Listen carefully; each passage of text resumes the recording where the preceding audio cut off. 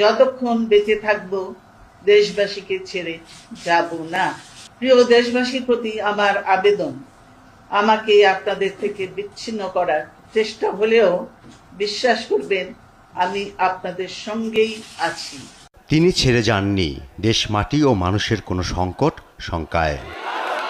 নিজের কিংবা পরিবারের জীবনকে তুচ্ছ করেও দেশ ও গণতন্ত্রের জন্য আমৃত্যু নিজেকে সঁপে দিয়েছেন গণতন্ত্রকামী জনতার তরে। দেশের বাইরে আমি যাব না, কারণ দেশের বাইরে আমার কোনো ঠিকানা নাই, আমার কোনো কিছু নেই। দেশের বাইরে আমি যাব না।